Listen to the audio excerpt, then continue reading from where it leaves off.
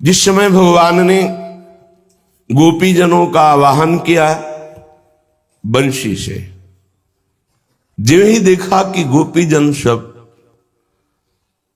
हमारे समीप, रात्रि का समय है, किसी को कोई शुद्ध नहीं है, सबकी वृत्ति केवल कृष्णाकार, केवल श्री कृष्ण, अद्भुत। इसीलिए गोपीजनों की चरण रज की वंदना बड़े बड़े महापुरुष करते हैं। केवल कृष्णाकार, कहीं पूरे हृदय में कहीं कुछ नहीं। भगवान कहते हैं धन्य है तुम्हारे भाग्य, महाभाग्य। क्यों? क्योंकि तुमने सर्वस्व विस्मरण करके केवल मेरा स्मरण रखा। मेरे आवाहन करने मात्र से तुम देह भाव का विस्मरण करके, लोकवत संबंधों का त्याग करके मेरे समीप आ गई। तुम महाभाग्यवत। ऐसा किसी ऋषि का स्वागत नहीं किया प्रभु ने, कभी ऐसा किसी ब्रह्म ऋषि का स्वागत नहीं किया। भगवान कह रहे हैं स्वागतम वो महाभाग। यही शब्द ब्राह्मण पत्नियों के लिए भी प्रयोग किया था, जो अपने पति और समस्त कुल बंधन को विध्वंस करके एकमात्र श्री कृष्ण अनुराग में भरकर थाल सजा के चल पड़ी। हे महाभाग्यवती गोपियों, महाभाग्य किनका? जिनके हृदय में श्री कृष्ण के सिवा और कोई चिंतन नहीं है, वो महाभाग्यशाली। और धन्य है जिनकी यात्रा प्रारंभ हो गई श्री कृष्ण मिलन की, और धन्य है जिनके सामने श्री कृष्ण विराजमान है। इसलिए महाभाग्यवती। बताओ प्रियम किम करवाणे वह, आप क्या प्रिय करूं? कुशल मंगल है ना? ब्रजस्या नामयम कच्चित ब्रुतागमन कारणम। आपके आने का कारण क्या है? रात्रि का समय है, इस समय सब आप एकत्रित हो गई हैं। कैसे भोले बन रहे हैं? पहले घसीटते हैं, आकर्षण करते हैं चित्त का, फिर पूछते हैं ब्रुतागमन कारण, तुम्हारे आने का कारण क्या है? सब ठीक है, कुशल मंगल है? रजन्येषा घोर रूपा घोर शत्रु सेविता। ये रात्रि का समय है, बड़ा भयावना है, इसमें बड़े भयंकर भयंकर जंतु भी हैं। तुम क्यों आई हो? क्या कारण है? और आप ही महाराज निशम्य गीतम तदनंग वर्धनम ब्रजस्त्रिया कृष्ण गृहीत मानसा आजग्मुरन्योन्यमलक्षितोद्यमा स यत्र कांतो जवलोल कुंडला। ऐसा वंशी वादन करते हैं, अद्भुत प्रेमाकर्षण, सब गोपियों के हृदय के चित्त को चुरा लेते हैं, अद्भुत मिलन आकांक्षा प्रकट करते हैं। गोपियों के मन को अपने वश में कर लिया। कृष्ण गृहीत मानसा, आकर्षित करके गोपी के मन को अपने अधीन कर लिया। निशम्य गीतम तदनंग वर्धनम। अनंग प्रेम को भी कहते हैं, अनंग काम को भी कहते हैं। यहां प्रेम है। अनंग प्रेम का वर्धन करने वाले वंशी का वादन किया और सब गोपियों के मन को चुरा लिया। अब उनके मन ही नहीं रहा तो भय, संकोच, कोई धैर्य, कोई कुल मर्यादा, ये तो सब मन में आती है। मन ही नहीं रहा, मन तो मनचोर प्रभु ने चुरा लिया। वंशी ध्वनि सुनकर विचित्र गति हो गई। साधना की थी कात्यायनी देवी की, श्री कृष्ण हमें प्रीतम रूप में प्राप्त हो। आज साधना सिद्ध हुई, किसी की कोई स्मृति नहीं। एक साथ मिलकर साधना की थी, उनकी भी स्मृति नहीं, चल पड़ी श्री कृष्ण की ओर। और वही पूछ रहे ब्रूतागमन कारणम। बड़ा आश्चर्य का विषय। आपने मन को आकर्षित किया, मन को चुराया, फिर आप ही पूछ रहे हैं ब्रूतागमन कारणम, तुम्हारे आने का कारण क्या है? रजन नेशा घोर रूपा घोर सत्य निषेविता प्रतियात ब्रजम नेह स्थेयम स्त्री भी सुमध्यमा। धर्म का उपदेश कर रहे हैं, बड़ा ध्यान देने योग्य विषय है। हम जब प्रेम मार्ग में आकर्षित किए गए तो अब हमारे चित्त में केवल प्रेम की ही प्रधानता होनी चाहिए। ना वेद सिद्धांत चलेगा और ना लोक सिद्धांत चलेगा। यहां वेद रसिकन की बानी। देखो गोपीजन कितनी योग्य हैं, ये भगवान दर्शाने के लिए प्रश्न करते हैं। रात्रि का समय है, अर्थात स्त्री शरीर के लिए रात्रि में यात्रा करना निषेध है। तो रात्रि के समय में आप क्यों आई? दूसरा, बड़ा भयावना वन है, सिंह भालू चीता है सब यहां रहते हैं, बड़े बड़े भयानक हिंसक जीव यहां घूमते रहते हैं, तुम ऐसे कैसे आ गई? अच्छा, अभी तुरंत लौट जाओ, आदेश कर रहे हैं, तुरंत लौट जाओ। तभी श्रीपाद कह रहे हैं कि धर्म अर्थ काम मोक्ष की उपासना तो कर सकते हो, पर श्रृंगार रस, महामाधुर्य रस, ये तो वृंदावन रज की कृपा और रसिक की कृपा से ही इसका परिचय, इसकी उपासना और इसकी सिद्धि प्राप्त होती, किसी और से नहीं। चाहे योग कर लो, चाहे तप कर लो, समाधि, कुछ भी। तुम्हें यहां नहीं रुकना चाहिए एक क्षण। जाओ, प्रतियात ब्रजम नेह स्थेयम स्त्री भी सुमध्यमा। तुम्हारा स्त्री शरीर है, तुम अभी इसी क्षण वापस ब्रज में चली जाओ। उपदेश कर रहे हैं, बहुत ध्यान देने योग्य विषय है। मातरः पितरः पुत्रा भ्रातरः पतयश्च वः विचिन्वन्ति हृपश्यन्तो माकृड्वं बंधु साध्वशम। तुम्हारे तो मां है ना, पिता है, ये इसका मतलब क्या है? वाह, आप पहले आकर्षित करते हो, फिर याद दिलाते हो कि तुम्हारी मां है, तुम्हारा धर्म है, तुम्हारे पिता है, तुम्हारे पति भी हैं, पुत्र भी हैं, भाई बंधु भी हैं। वो सब तुम्हें ना देखकर भय में हो जाएंगे और वो ढूंढेंगे, जाओ ना वापस। अच्छा, हो सकता है तुम वृंदावन की शोभा देखने आई हो, तुमने देखा कितने रंग बिरंगे सुंदर पुष्प हैं। ये कब बोलने लगे? जब प्रश्न किया कि तुम्हारे माता हैं, पिता हैं, पति हैं, पुत्र हैं, भाई बंधु हैं। एक कदम पीछे नहीं हिली गोपीजन। वही प्रेम भरी दृष्टि और प्रणय कोप से भवें चढ़ती चली जा रही हैं। पहले चित्त का अपहरण करते हो, फिर धर्म का उपदेश करते हो।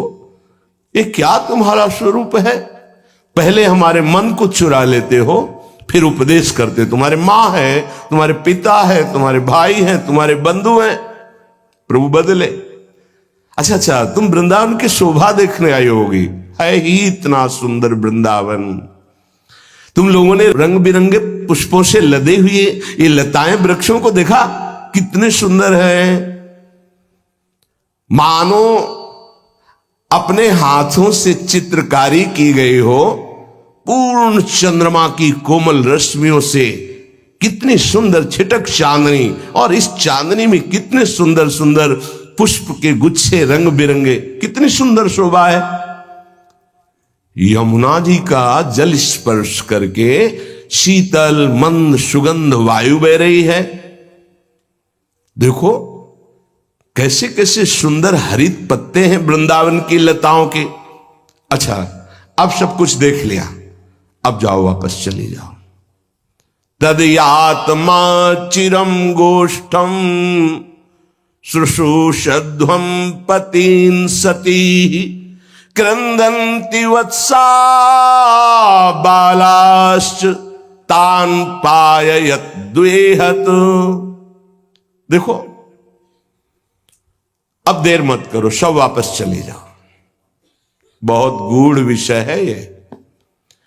जब कोई उपासक इनके द्वारा आकर्षित होकर इनकी तरफ चलता है तो यही उसके जीवन में प्रश्नवाचक चिन्ह खड़ा कर देते हैं। तुम्हारा ये कर्तव्य, तुम्हारा ये कर्तव्य, तुम्हारा ये धर्म, तुम्हारे नहीं मानना। सर्वधर्मान परित्यज्य माम एकम शरणम व्रज, उसी की परीक्षा हो रही है। कुल धर्म, पातिव्रत धर्म, पारिवारिक धर्म, वेद धर्म, सबको स्वाहा। किसके लिए? श्री कृष्ण प्रेम के लिए। ये बहुत बहुत जोर का ये विषय है। यही खींचते हैं और यही प्रश्न करते हैं।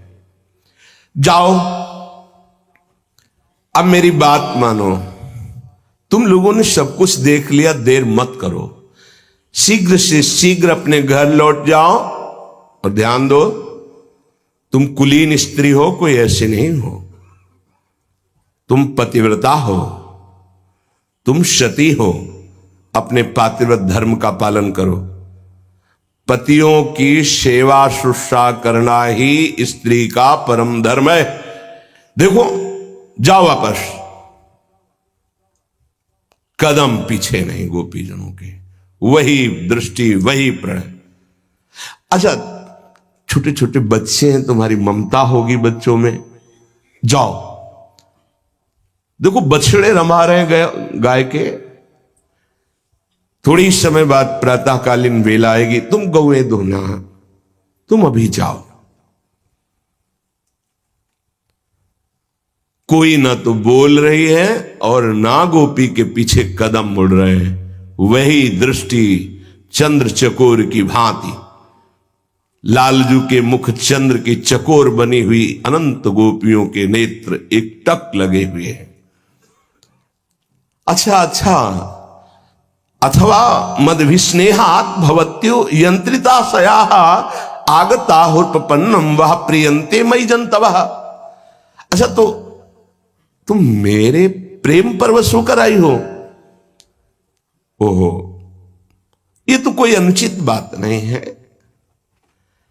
ये तो तुम्हारे ही योग्य है।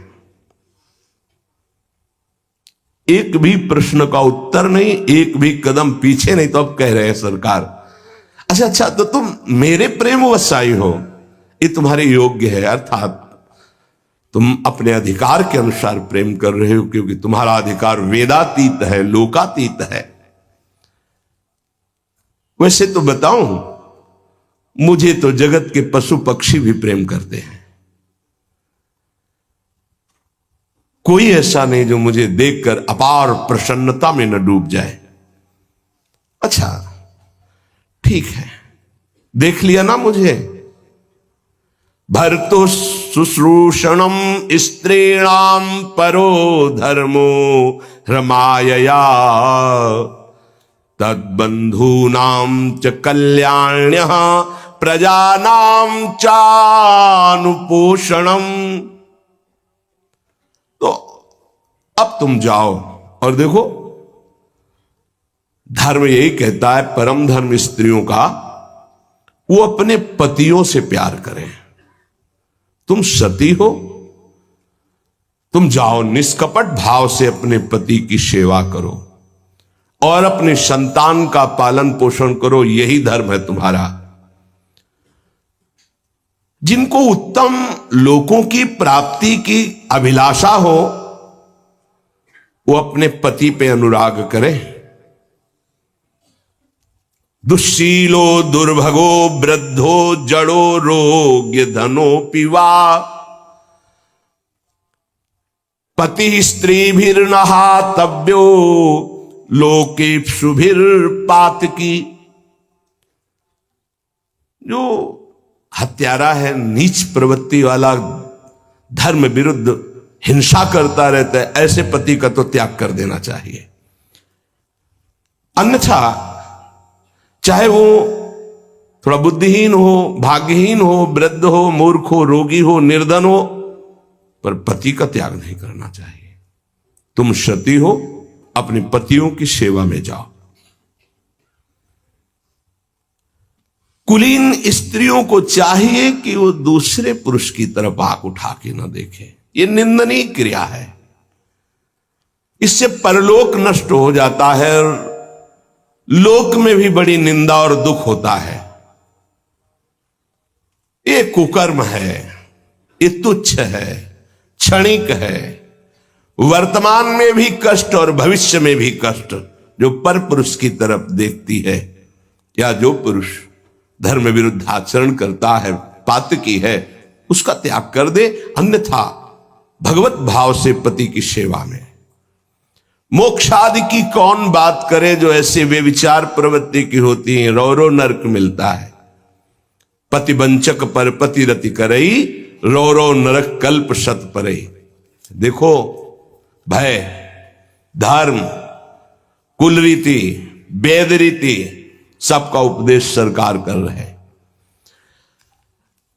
हां, जैसे मेरे से प्रेम करने की बात है ना, तो मेरे समीप आने की जरूरत नहीं। श्रवणात् दर्शनात् ध्यानान् मयि भावोनुकीर्तनात् न तथा सन्निकर्षेण प्रतियात ततो गृहान्। श्रवणाद, मेरी चर्चा सुनो, प्रेम हो जाएगा। मेरे गुणों का श्रवण करने से, मेरे श्री विग्रह के दर्शन से, मेरे नाम का कीर्तन करने से, मेरा ध्यान करने से जैसे प्रेम की प्राप्ति होती है, वैसे प्रेम की प्राप्ति मेरे समीप रहने से नहीं होती। इसलिए तुम लोगों से निवेदन है कि आप अभी इसी क्षण अपने अपने घरों को वापस हो जाएं। भगवान का आदेश नहीं माना जाता है। ये आदेश नहीं, गुरुजनों का, भगवान का सर्वस्व समर्पित उपासक कभी आज्ञा उल्लंघन नहीं करता।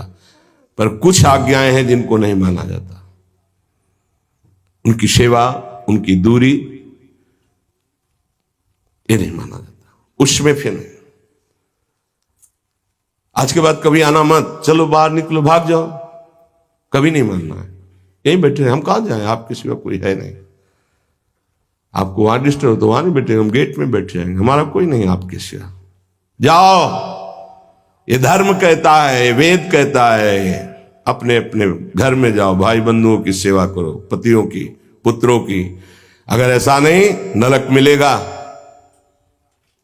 भय, प्रलोभन, रंगीले छबीले रसमयी बातों का धर्म में उपदेश कर रहे, पर जो प्रेमी रसिक होते हैं वो समझते हैं उनके हार्द को, हृदय को। भगवान श्री कृष्ण एक एक शब्द सत्य बोलते हैं। सच्चिदानंद है ना, कभी एक भी शब्द मिथ्या नहीं। शास्त्र उन्हीं से तो निकले हैं। गोपियां खिन्न और उदास हो गई, क्यों? अपरिभाषण है। क्या सत्य अपरिभाषण होता है?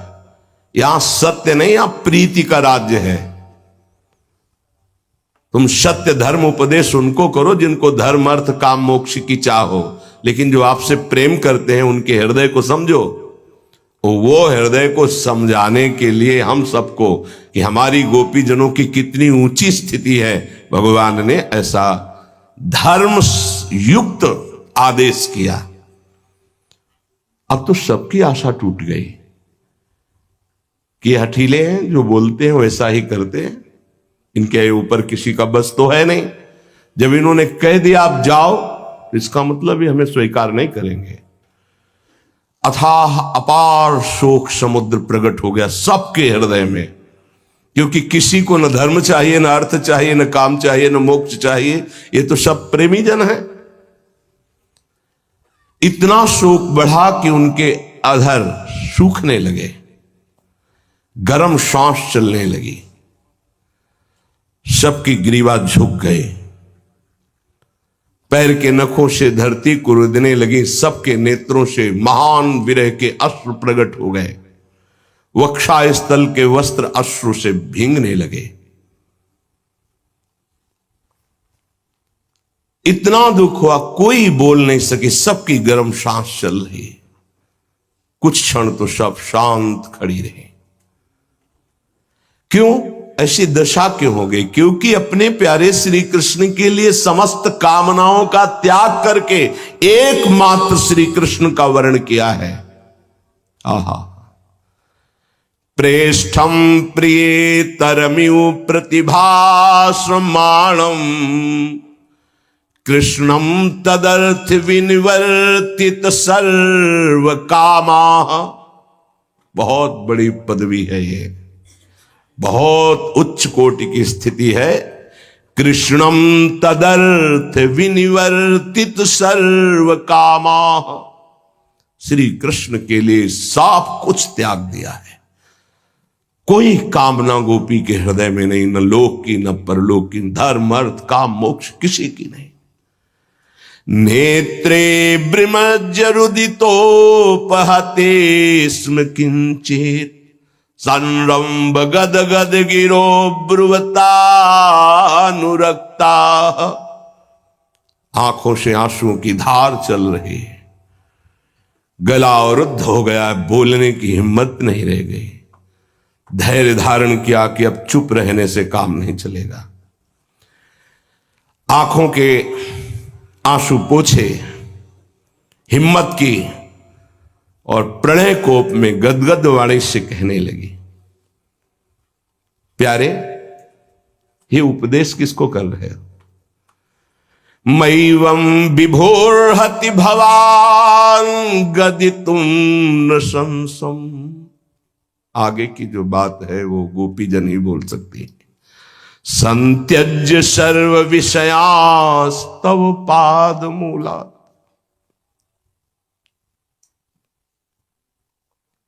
आपके लिए हमने सब कुछ त्याग दिया, सर्व विषयांश, लोक परलोक सब, कुल रीति वेद रीति सब।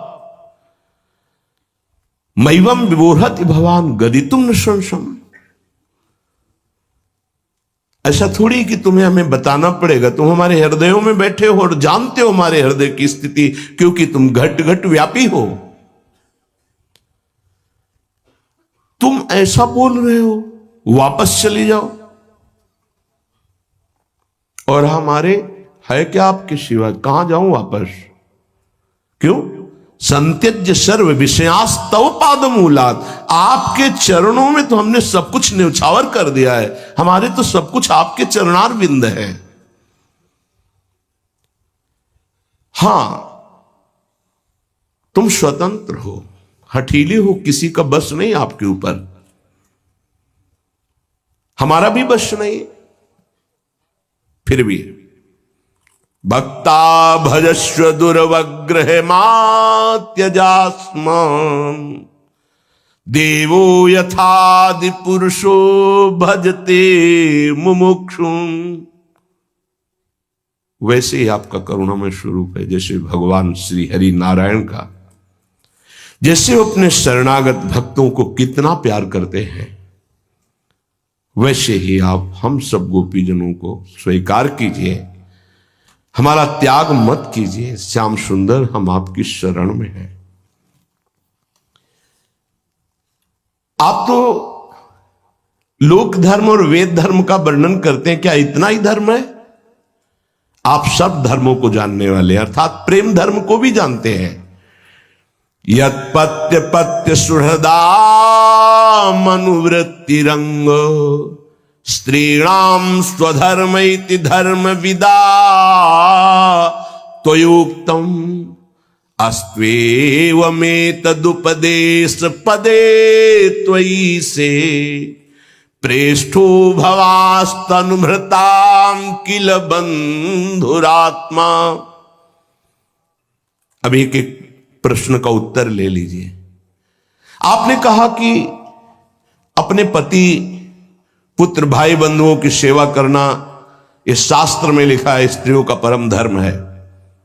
अक्षरशः ठीक कहा आपने। परंतु इस उपदेश का तात्पर्य आप ही हैं, क्योंकि आप सबकी आत्मा है, मैं जानती हूं। इस ढांचे के अंदर केवल आप ही हैं। अगर आप ना रहे तो कौन पति, कौन पुत्र, कौन क्या। इस उपदेश के अनुसार हमें तुम्हारी ही आसक्ति करनी, तुम्हारी ही सेवा करनी, क्योंकि तुम ही सबकी आत्मा हो। समस्त उपदेशों का चरम लक्ष्य आप हो। और मैं ये जानती हूं तो इसे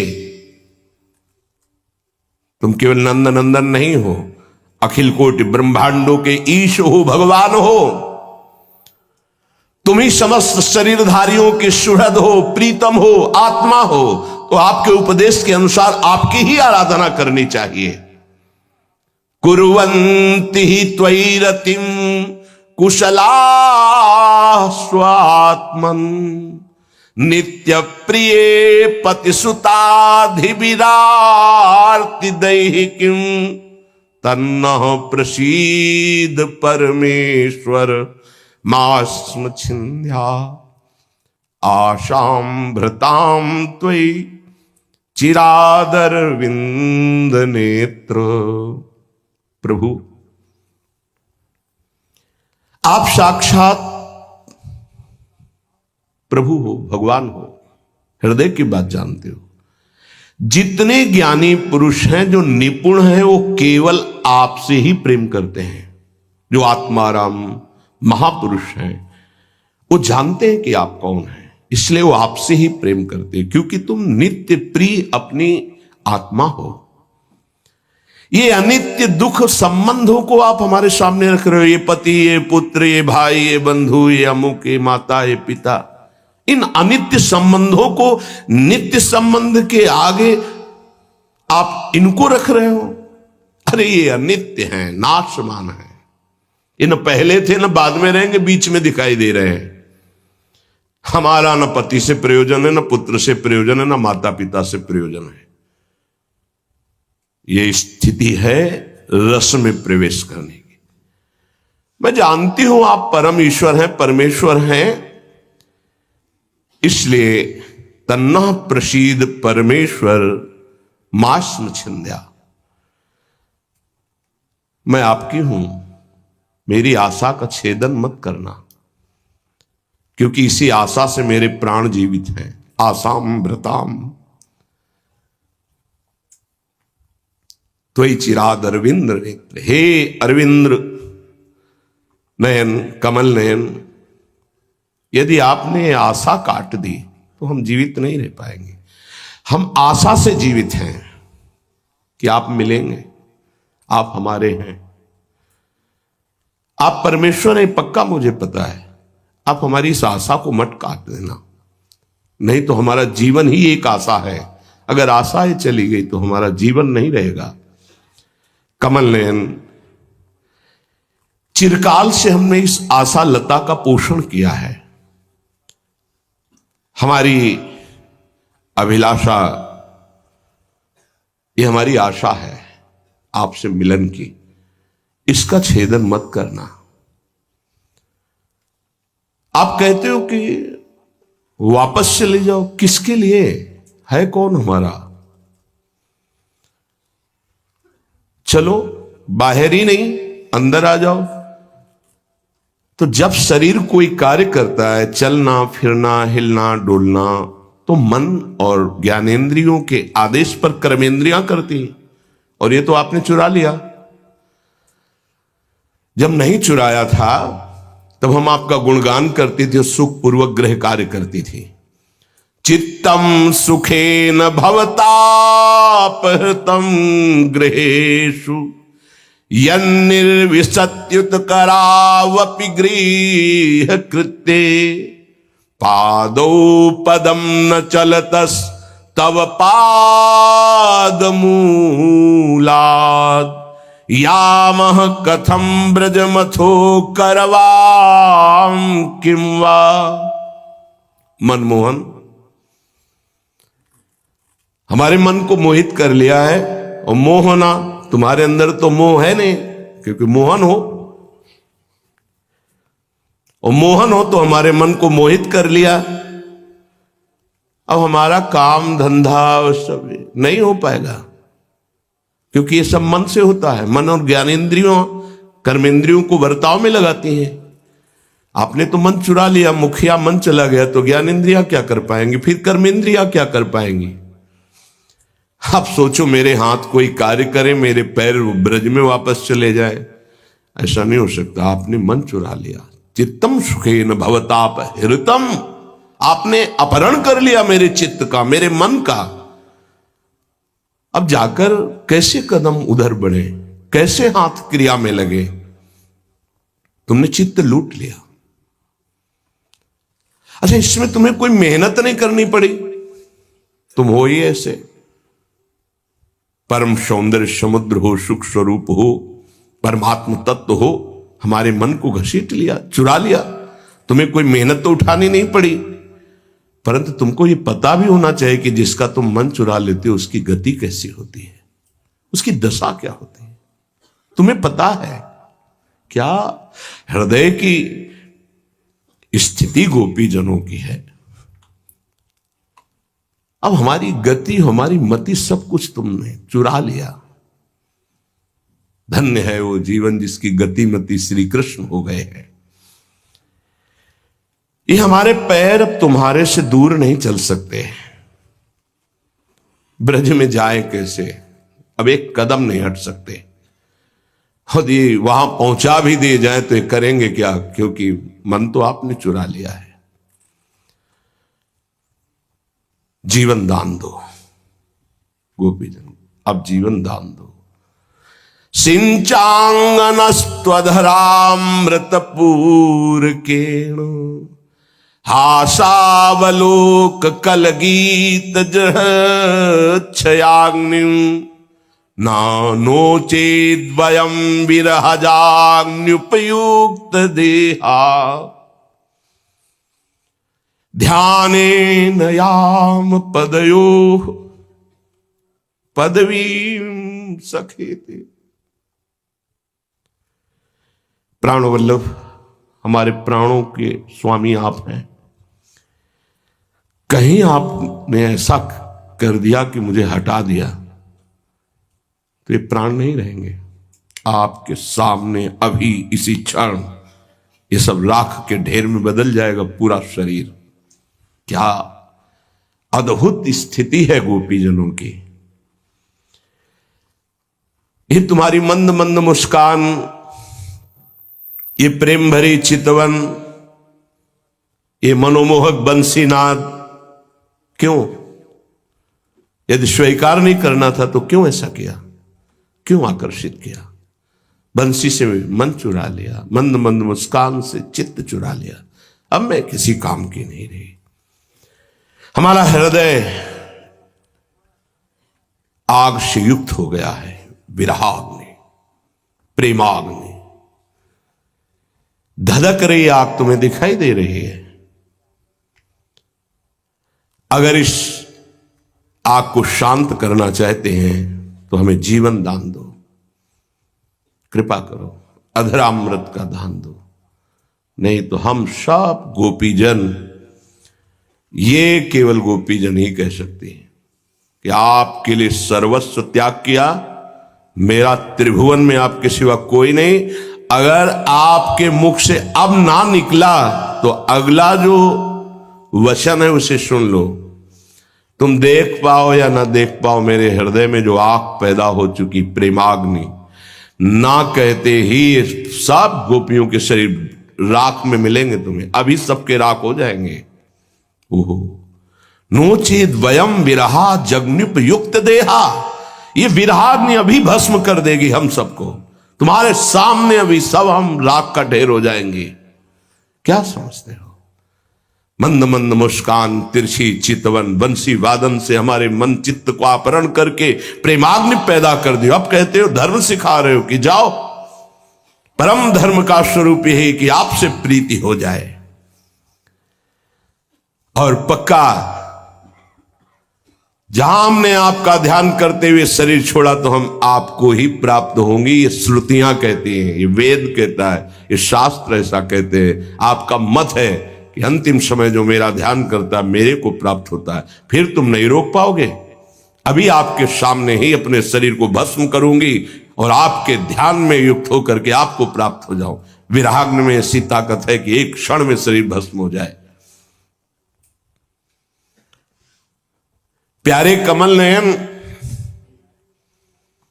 आप वृंदावन वासियों के प्राण हो, जीवन हो, प्यारे हो,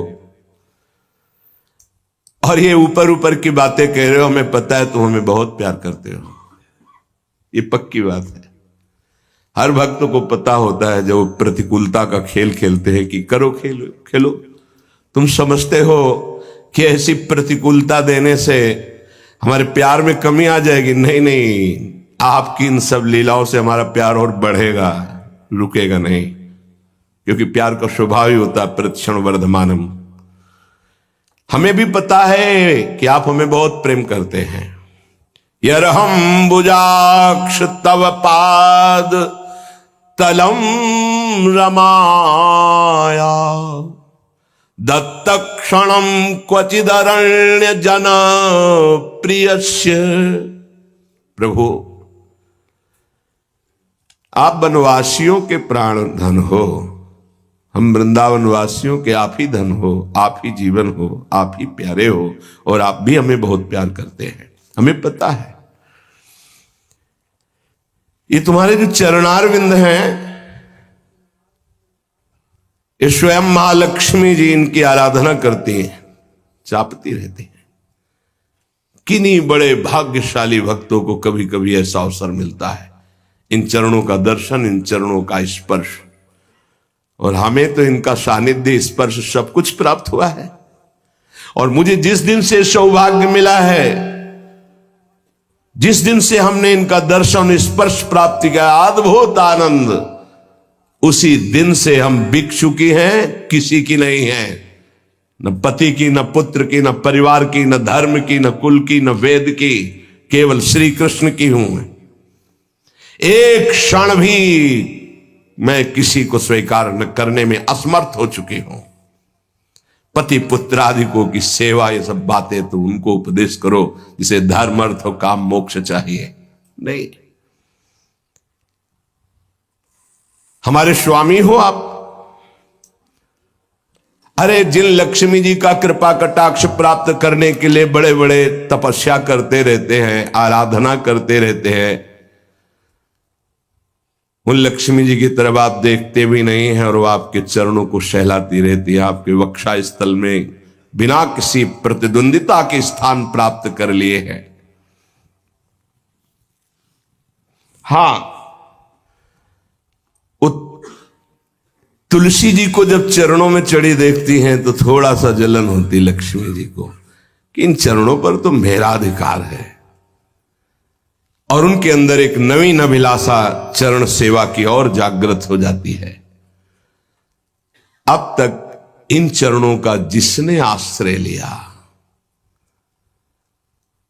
उनको कभी दूर नहीं किया गया है, ये प्रमाण है। और उन्हीं चरणों का हम भी आश्रय ले रहे हो, हमको दूर करने की बात कही जा रही है, ऐसा कैसे हो सकता है? एक बार जिसे स्वीकार कर लिया, आज तक प्रमाण कहीं नहीं मिला कि वो भ्रष्ट हो गया, वो नष्ट हो गया। एक बार जिसे प्रभु ने स्वीकार कर लिया, नामे भक्ता प्रणश्यति। फिर मुझे क्यों कहा जा रहा है कि आप वापस लौट जाओ? आज तक साक्षी है शास्त्र, जिसने भी आपके चरण कमलों की शरण ली उसके सारे कष्ट आपने मिटा दिए। क्या हम आपकी शरणागत नहीं? हम पर भी कृपा करो, अपनी कृपा प्रसाद का भाजन बनाओ। तन्नः प्रसीद व्रजिनार्दन ते घ्रिमूलम प्राप्ता विसज्य वसति स्वदुपासनासा त्वत्सुंदर स्मित निरीक्षण तीव्र काम तत्तात्मनां पुरुष भूषण देहि दास्यम। हे पुरुष भूषण,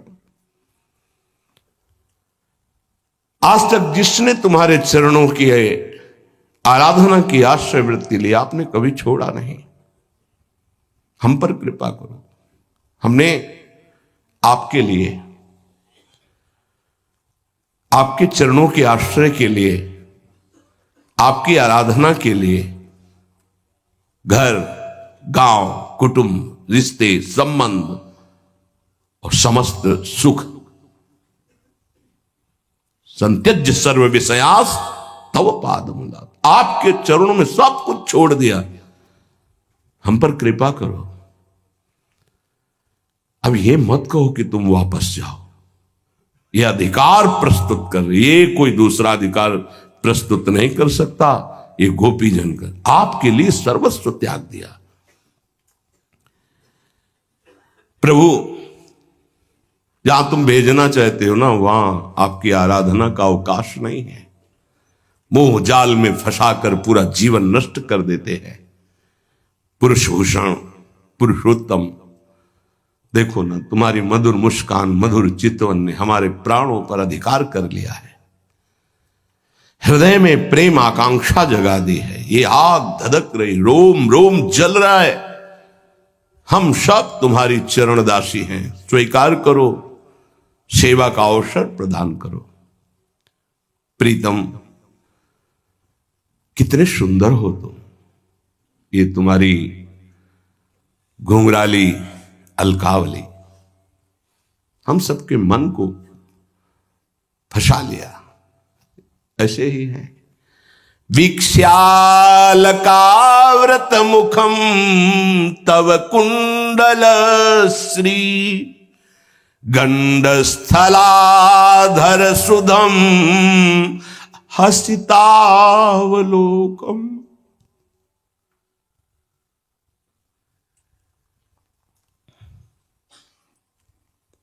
आपके ऐसे घुंघराले के,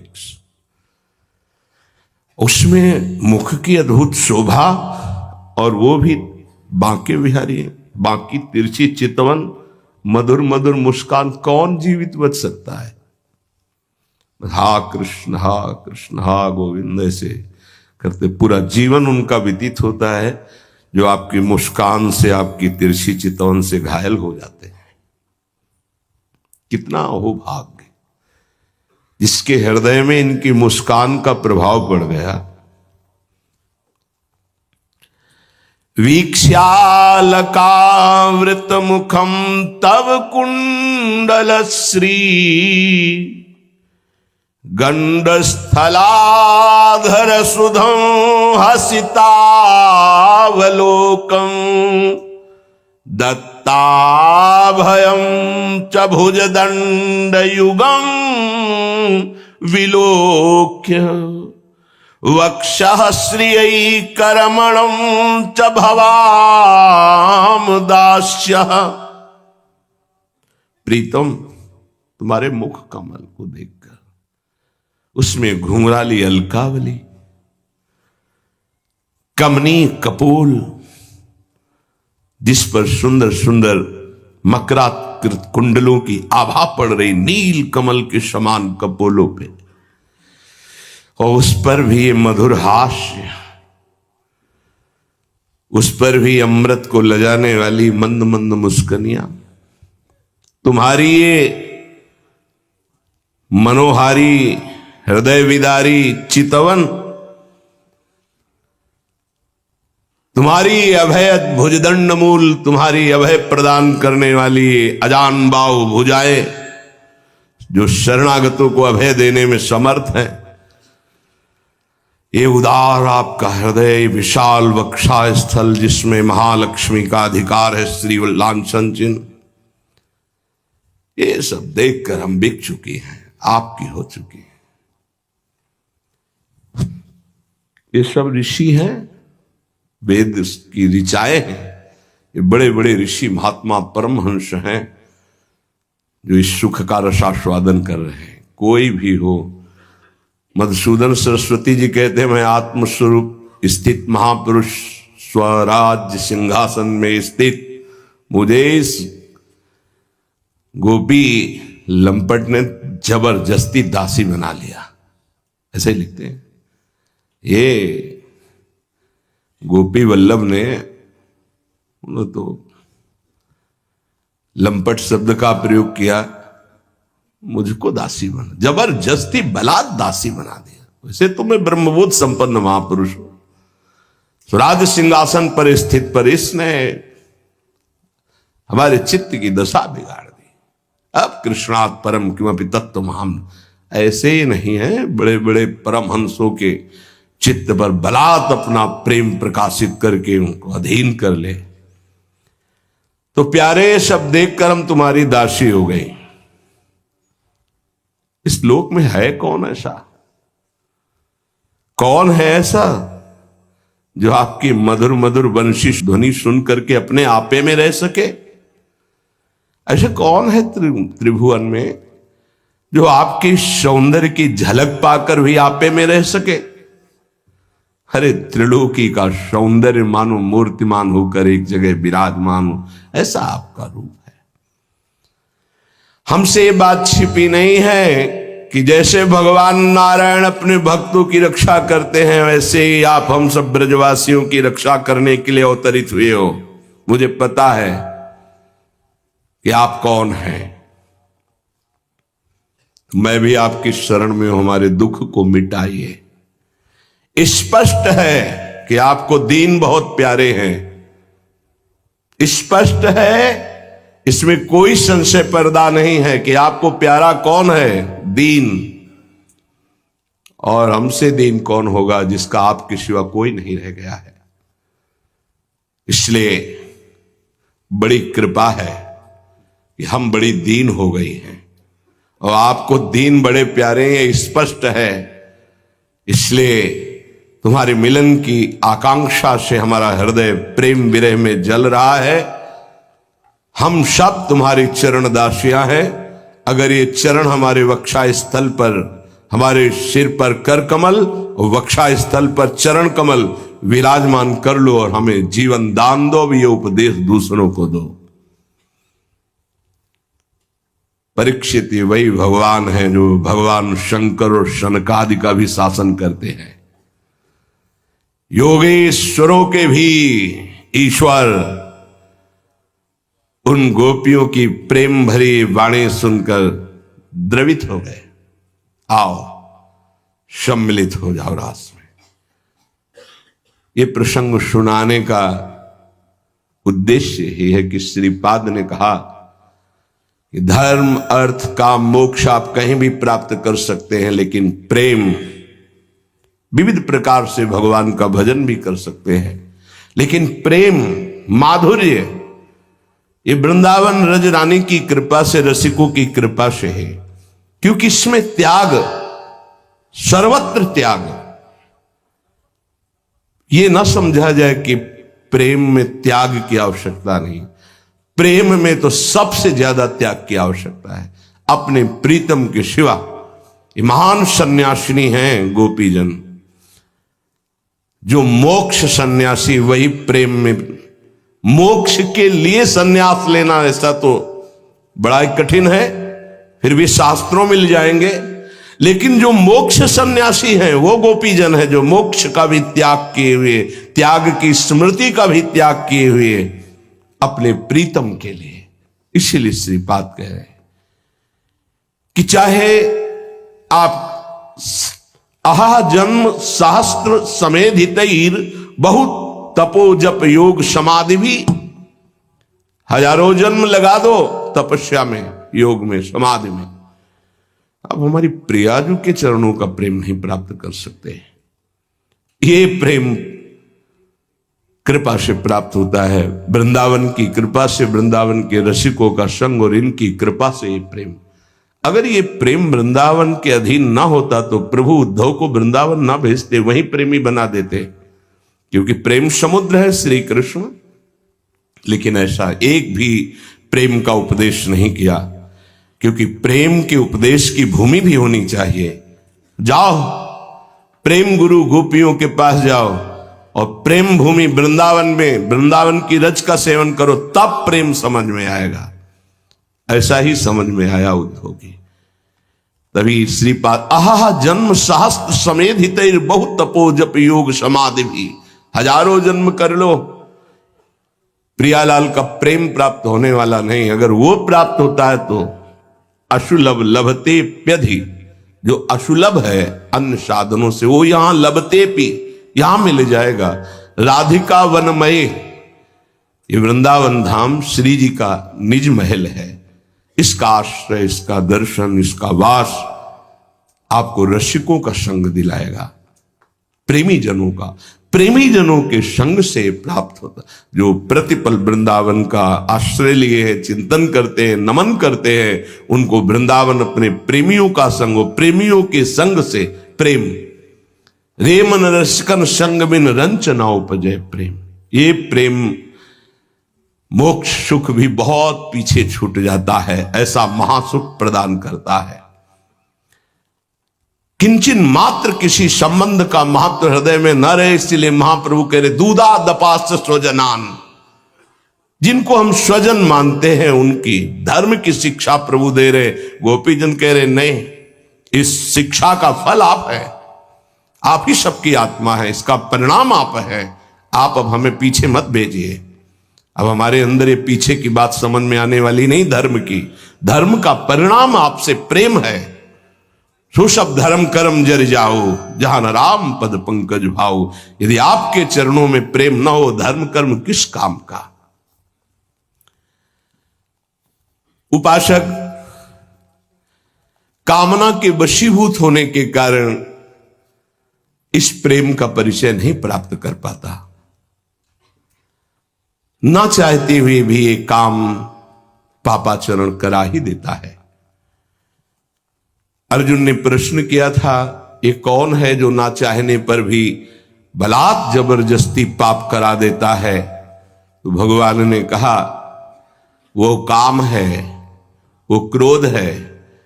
ये रजोगुण से प्रकट होता है, राग से, और ये महापापी है, अर्थात महापाप कराने वाला है। महासनो, ये कभी तृप्त नहीं होने वाला, चाहे जितना भोग लो। ना चाहने वाली बात ऊपरी है और चाहने वाली बात हृदय की है।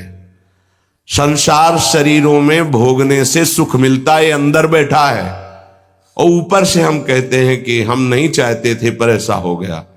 नहीं, अगर ये बात अंदर बैठ जाए कि हमें नहीं चाहिए ये झूठे सुख, तो फिर कोई परास्त नहीं कर सकता।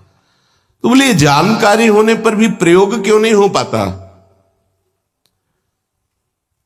वस्तु, व्यक्ति, क्रिया, स्थान, इससे जो हम सुख चाहते हैं उसे काम कहते हैं। किसी शरीर से, किसी वस्तु से, किसी पद से। इस काम में शब्द तो एक है पर इसके दोष अनंत हैं। शब्द है काम, और अनंत पापाचरण कराने की इसमें सामर्थ्य है। काम में इसमें अनंत विकार भरे हुए हैं।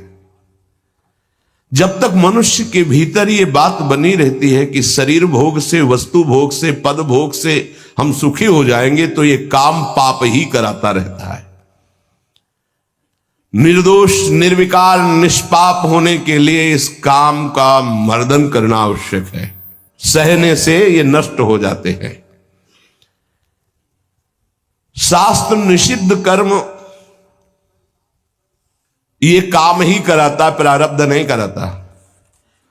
प्रारब्ध से शास्त्र निषिद्ध कर्म जो किए उनका फल आता है सुख दुख। अगर शास्त्र प्रतिपादित है तो सुख आएगा, शास्त्र विरुद्ध है तो दुख आएगा। लेकिन ये जो हमसे पाप करा रहा है, कोई प्रारब्ध नहीं करा रहा, कोई काल नहीं करा रहा, कोई ईश्वर नहीं करा रहा। काले कर्म ईश्वर मिथ्या दोष लगाए, ये हमारी चाहत करा रही, अंदर बैठी है, शरीर के भोगों से सुख मिलता है, ये अंदर घुस के बैठ गया है और यही हमसे पाप करा रहा है। तो जब जानकारी हो गई तो फिर पाप क्यों हो रहे हैं? जब जानकारी हो गई कि काम पाप करा रहा, तो हम इस जानकारी का प्रयोग क्यों नहीं कर पा रहे हैं? तो बोले धूमे नाव्रियते वह्निर यथा दर्शो मलेन च यथोल्बेनावृतो गर्भस तथा तेने दमावृतम। ये ज्ञान ढक गया है हमारा, जो ढका हुआ ज्ञान, ये प्रकाशित, ये काम में नहीं आएगा। जैसे 3 उदाहरण दिए। भगवान कह रहे धुएं से अग्नि ढक गई, मैल से दर्पण ढक गया और झिल्ली से गर्भ ढक गया। अब झिल्ली के अंदर बच्चा है कि बच्ची पता नहीं चलेगा। दर्पण है, हम काले हैं कि गोरे हैं पता नहीं चलेगा, क्योंकि मैल से धुआं होने के कारण पता नहीं चलेगा कि अग्नि है, पर बहुत जल्दी उसमें अग्नि प्रकाशित की जा सकती है। फूंक मारो, अग्नि पैदा हो जाएगी। भगवान ने 3 उदाहरण दिए। उपासक में ये 3 तरह से ज्ञान ढक जाता है, तब काम अपना प्रभाव दिखाता है। 3 इसकी स्थितियां हैं। जैसे धुएं से अग्नि ढकी रहती है, ऐसे ही काम विवेक को, ज्ञान को ढक देता है। बुद्धि में ये निर्णय निकल रहा है कि ये तो गलत है, नहीं करना चाहिए। सात्विक, राजसिक, तामसिक, ये बुद्धि की 3 प्रवृत्तियां हैं, 3 गुणों के अनुसार। कर्तव्य अकर्तव्य का ठीक ठीक निर्णय करने में समर्थ है सात्विक बुद्धि। राजसिक बुद्धि ठीक निर्णय नहीं कर पाती, असमर्थ होती है कर्तव्य का। और तामसिक उल्टा ही निर्णय करती है। ठीक निर्णय करने की सामर्थ्य सात्विक बुद्धि में है। अब जीव ही भोग इच्छा प्रकट हुई, धुआं पैदा हो गया। भोगूं कि ना भोगूं, पाप तो नहीं बन जाएगा। धुआं है, इसका मतलब अग्नि है, ज्ञान है उसके अंदर। अब अगर उस समय उसको सत्संग मिल जाए, कोई संत की बात चलने लगे, उसका चिंतन वो रोक पावे, तो मानो फूंक मारना है। जैसे धुआं उठ रहा है, 1 2 3 फूंक मारो, आग लग गई, प्रज्वलित हो गया, बच गया। ये पहला बहुत सरल है, बच जाना काम से। धुआं हो जाने पर दिखाई नहीं देता क्या है, क्या ठीक है क्या नहीं ठीक है, पर फूंक मारो तो आग उठी, धुआं खत्म हुआ। ये ज्ञान हो रहा है, बीच बीच में जलन हो रही कि भोगूं कि ना भोगूं, अच्छा है कि नहीं अच्छा है, कहीं पाप तो नहीं हो जाएगा, कहीं गलती तो नहीं हो जाएगी, पर वो धुआं है, नहीं भोग लेते हैं, अवसर मिला है, समय मिला है, भोग ले। ये उस समय उसको चाहिए, तत्काल कोई सहयोगी चाहिए विवेक का। परमार्थिक मार्ग में धुआं पैदा कर देगी। साधक अगर सावधान हुआ तो तत्काल प्रयासरत हो जाता है इस धुएं को हटाने के लिए। फूंक मारने का मतलब कीर्तन शुरू हो गया, वो सत्संग शुरू हो गया, किसी संत के पास तत्काल बैठ गया, उसकी वाणी सुनने लगा, वो धुआं खत्म हुआ। फूंक लगी, आग जली, धुआं खत्म, ठीक निर्णय होगा। नहीं नहीं, ऐसा नहीं करना। उत्पत्ति विनाशशील जड़ वस्तुओं में प्रियता, महत्ता, सुंदरता, सुखद रूपता, ये काम पहले पैदा करता है। ये सत्य है, इसमें सुख मिलेगा, इसमें बहुत सुख मिलेगा। अब ये धुआं बढ़ता चला जा रहा है, कैसे सुख मिलेगा? लाखों लोग भोग रहे हैं, कैसे सुख? कैसे तुम मुझे बावरा बना सकते हो? नहीं नहीं, गलत है। ये है धुआं को हटाना, फूंकना। अरे अन्य शरीरों की अपेक्षा है मनुष्य शरीर सर्वश्रेष्ठ है, इसमें विवेक है, हम कैसे ऐसा पशुवत आचरण कर सकते? नहीं, अरे मन नहीं, तेरी सलाह नहीं। अब वो फूंक रहा है, आग पैदा कर रहा है, ज्ञानाग्नि पैदा कर रहा है। पर बहुत प्रवीण साधक नहीं, उससे प्रवीण मन है, वो सुख को सुख मानकर भोगने की लालसा प्रबल होने के कारण वो धुआं नहीं हटा पा रहा, वो उसी में और राग कर रहा है। प्रथम अवस्था में हटा लिया तो हटा लिया, नहीं दूसरी अवस्था में बहुत ही भयानक स्थिति हो जाएगी। ये अवस्था बदलने में देर नहीं लगती, कहने में देर लगी। दूसरी अवस्था हो जाती दर्पण में ढका हुआ मैल। उसमें तो फूंक केवल मारनी थी कि आग प्रज्वलित हो गई, क्योंकि तैयार एकदम ज्ञान है पर धुआं जैसा ढक गया, काम ने ढक दिया। जब दूसरी स्थिति आई उसी उपासक की कि इसका प्रायश्चित भी तो हो सकता है, अब वो मल लग गया। जैसे दर्पण में गाढ़ा मल पोत दिया जाए तो बिल्कुल दिखाई नहीं देगा कि हमारा रूप कैसा है, अब बिल्कुल विचार शून्य होता चला जा रहा है। यथा दर्शो मलेन च, जैसे मैल से ढक जाने पर शीशा दर्पण वो दिखना एकदम बंद हो गया, उसमें तो दिख रहा था, धुआं है, आग है, मतलब विवेक काम कर रहा था, थोड़ा फूकने की जरूरत थी, ज्ञान के प्रज्वलित करने की जरूरत थी, पर वो उधर ना की तरफ वृत्ति न ला करके हां की तरफ वृत्ति ले आया तो दूसरी सीन पैदा हो गई स्थिति। जैसे दर्पण में मल ऐसे लगा दो तो बिल्कुल नहीं दिखेगा, वो बिल्कुल निर्णय नहीं कर पा रहा।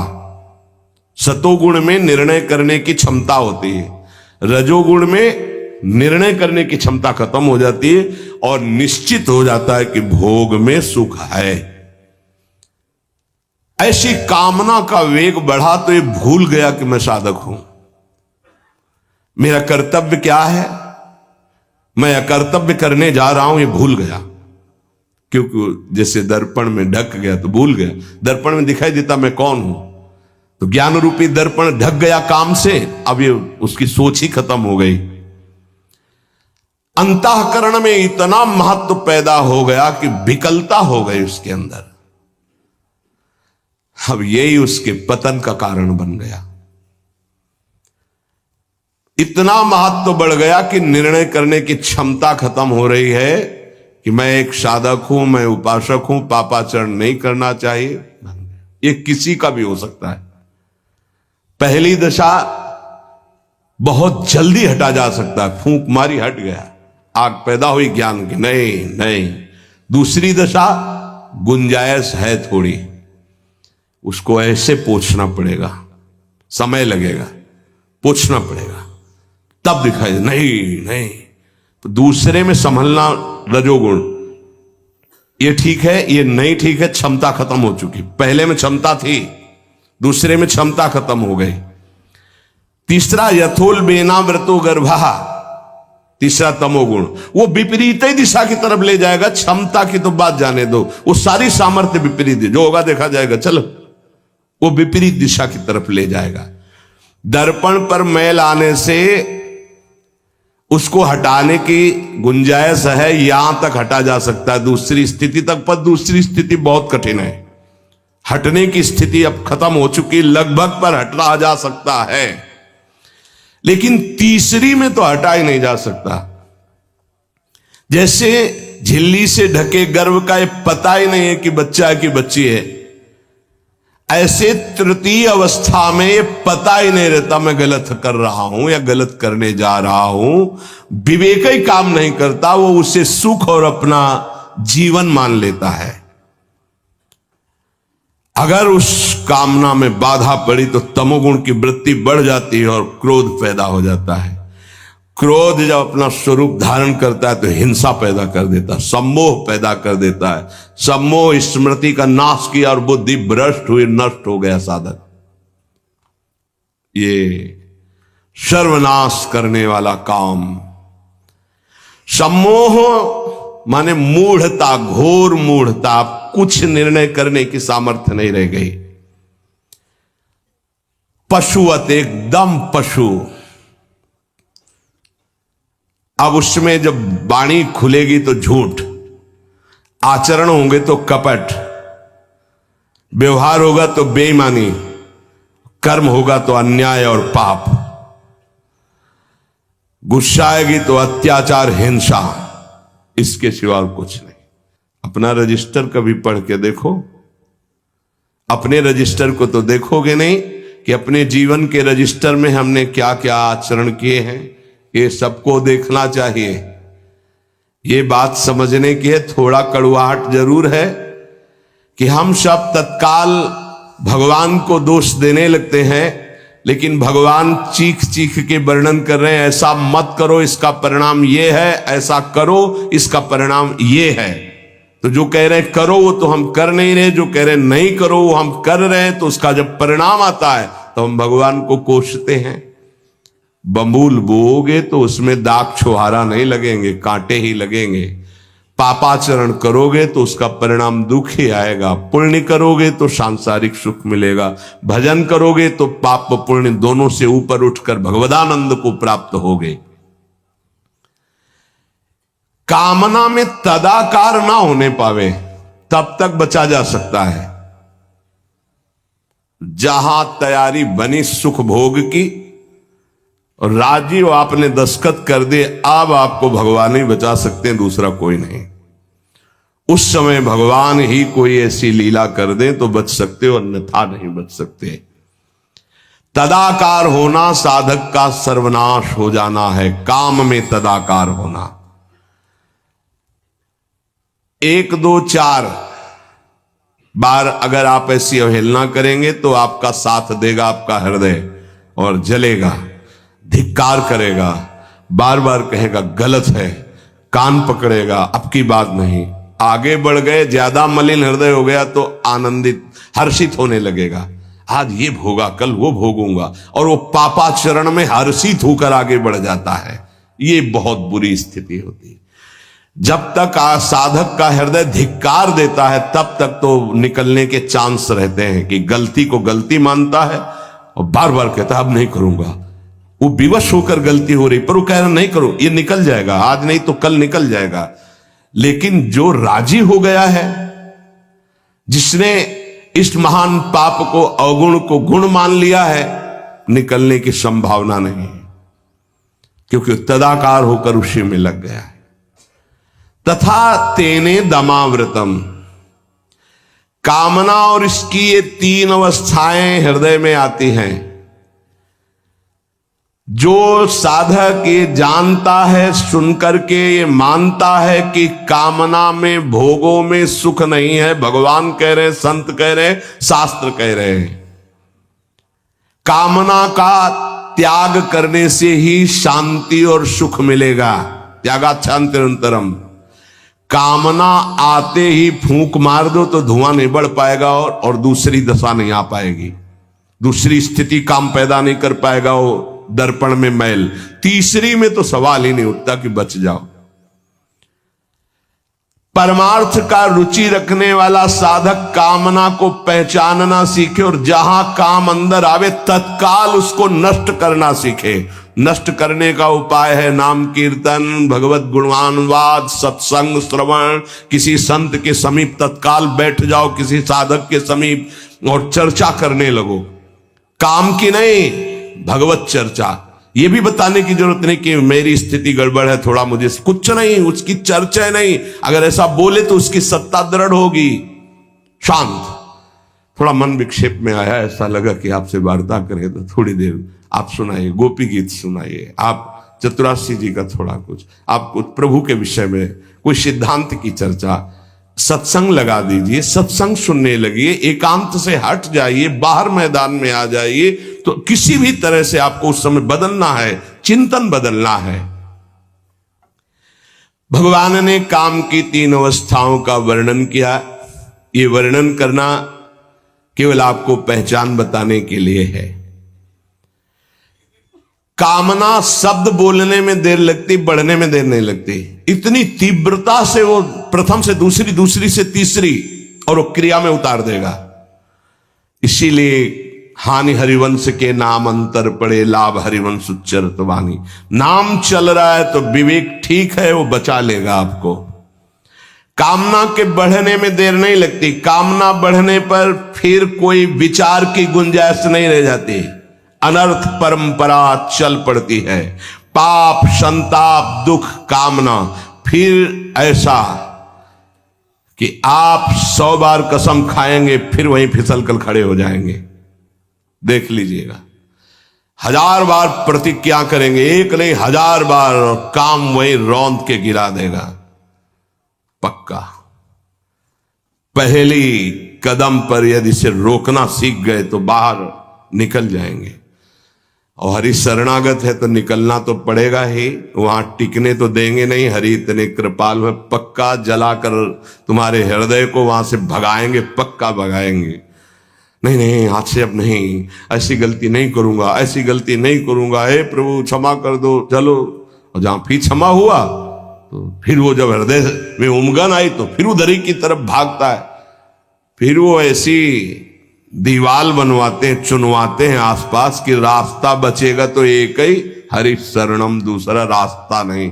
इसीलिए भगवान का आश्रय लेकर भक्ति करने वाला उपासक बहुत जल्दी विजय प्राप्त कर पाता है इन विकारों पर, अन्यथा मार के गिरा देते। बहुत बड़े विजयी योद्धा हैं, काम क्रोध लोभ मोह मद मत्सर, हरि बचावे। वैसे कहा भी है हरि ने कि मामे वे प्रपद्यंते माया में ताम तरंतिते, मेरी शरण में आ जाओ तो बच जाओगे। समस्त दोषों का नाश, समूल काम का नाश, समस्त संबंध विच्छेद, एकमात्र भगवान का आश्रय लेकर भजन करने से हो जाते हैं। घबराना नहीं। प्रार्थना है अपनी तरफ से, 1000 बार फिसल जाए तो 1001 बार भी हिम्मत रखे, पड़े ना रहे। आखिरी श्वास तक हम बाजी जीतने की कोशिश करेंगे, क्योंकि ये खिलाड़ी किसी और के नहीं, हरि के ही हैं। ये काम क्रोध लोभ मोह मद मत्सर किसी और की सामर्थ्य से सामर्थ्यवान नहीं, मेरे स्वामी की ही सामर्थ्य से सामर्थ्यवान है। जिस दिन हमारा अहम धूल धूसरित हो जाएगा तो 1000 के बाद भी हम उन पर विजय प्राप्त कर लेंगे। इसलिए किसी भी स्थिति में कोई भी उपासक निराश तो होवे ना। प्रशंसनीय वो है जो इस समय विकार से लड़ रहा है, हर विकार को रौंद रहा है और अपने हृदय की मलिनता को सामने रख रहा है। कौन है हृदय की मलिनता को रखता है? प्रशंसनीय वो है इस समय जो अपने जीवन को संभाल ले।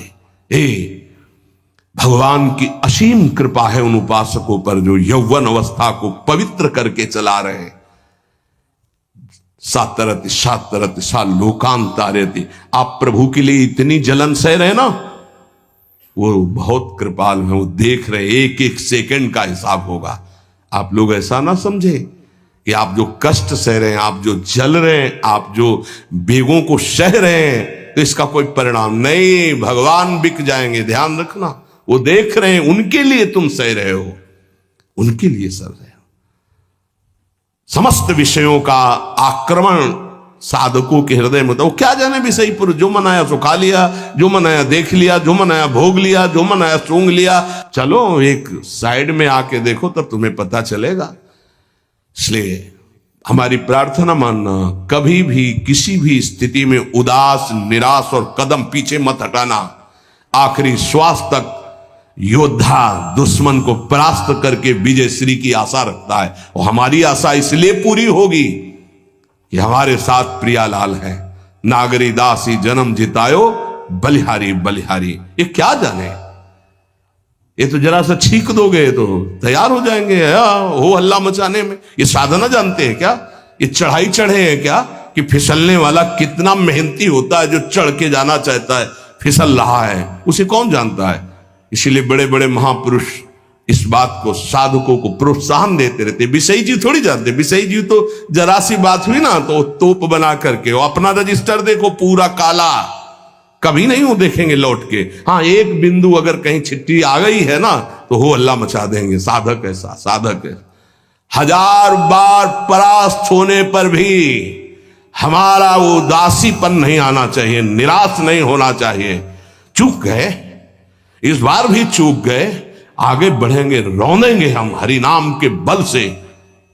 हरसि हरिनाम जपत जय। निराशा नहीं आनी चाहिए अंतिम श्वास तक, क्योंकि युद्ध किसी साधारण से नहीं हो रहा। भगवान की शक्ति से संपन्न ये षड विकार हैं, कोई छोटे मोटे। भगवान के पुत्र बने जाकर कृष्णावतार में प्रद्युम्न कौन है? कामावतार, साक्षात काम प्रद्युम्न के रूप में अवतरित हो, भगवान के पुत्र रूप में। ये भगवत शक्तियों से संपन्न है, तो भक्त के ऊपर क्यों आक्रमण करते हैं? उसके अहंकार का नाश करने के लिए, शरणागति पुष्ट करने के लिए। ये अनुभव की बात कह रहा हूं। शरणागति में जहां कच्चाई होती तो वीर योद्धा घेरते हैं आसपास, तो हमारा मन भागता है प्रभु की शरण, त्राहिमाम, तो कहते आओ, हम ही ने तो लगाया है इनको, नहीं हम ना लगाते तो तुम अहंकार से फैल जाते, आओ। सच्ची कह रहे हैं, काम क्रोध लोभ हमारे बड़े सहायक हुए। जब जब ये तीर कमान संधान किए तो भाग पड़े अपने लोग, हरीश शरणम, क्योंकि दूसरा रास्ता ही नहीं है। तो प्रणाम है इनको कि इन्होंने भगवान की शरणागति पुष्ट की, इन्होंने भगवान का आश्रय दिलाया। अगर ये जलाते नहीं तो इधर आना ही नहीं होता। और ये भगवत शक्ति से संपन्न बच सकता है तो भगवत शक्ति संपन्न ही बच सकता है, दूसरे की सामर्थ्य नहीं। हजारों बार यदि हारेंगे तो हमारे अंदर कहीं अहंकार है, इसलिए नहीं, अहंकार रहित पर इनका कहीं किसी भी तरह का प्रभाव नहीं होता। तो अहंकार रहित करने के लिए भगवान इशारा कर देते, देखो प्रश्न करके। तो क्या भगवान भ्रष्ट कराते हैं? वो कहते नामे भक्ता प्रणश्यति, किसी भी स्थिति में मेरे भक्त का नाश नहीं होता। भगवदाश्रय, नाम जप और बहुत सावधानी पूर्वक एक एक मिनट व्यतीत किया जाए।